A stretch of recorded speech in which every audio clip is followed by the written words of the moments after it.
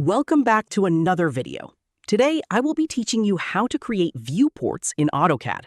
If this video helped you, consider subscribing and leaving a like. Let's get right into it.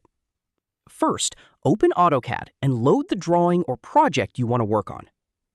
Viewports are mainly used in the Layout tab to display different views of your drawing for printing or presentation purposes.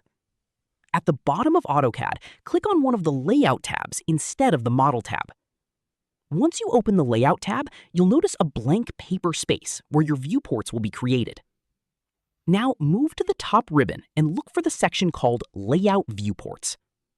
This section contains different tools for creating and customizing viewports. One of the easiest methods is using the Insert View option. Click on Insert View and AutoCAD will automatically take you to your model space view. Select the area or view you want to display inside the layout. After selecting the view, click inside the layout area to place the viewport. AutoCAD will instantly create a viewport showing your selected part of the drawing. You can click and drag the corners of the viewport to resize it. This method is useful when you want to quickly display a specific section of your drawing. Another useful option is creating a custom or polygonal viewport. In the Layout Viewport section, choose the Polygonal Viewport option. This allows you to draw a viewport in almost any shape you want. Click points on the screen to create the custom viewport shape. Press Enter when you finish drawing the shape. AutoCAD will turn that custom shape into a viewport.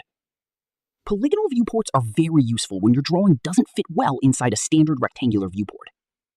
You can also convert existing closed shapes into viewports. Simply select a closed polyline or shape and use the Viewport Conversion option. This gives you more flexibility when creating professional layouts and presentations. After creating your viewport, double-click inside it to activate the model view. You can now zoom, pan, or adjust the scale of the drawing inside the viewport. To exit the viewport, double-click outside of it on the layout area. You can create multiple viewports on the same layout to show different views of the same project. This is especially useful for floor plans, elevations, details, and technical drawings.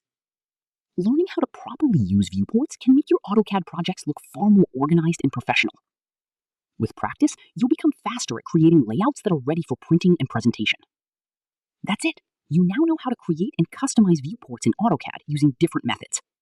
If I helped you on this video, consider subscribing and leaving a like, as that helps me make more videos.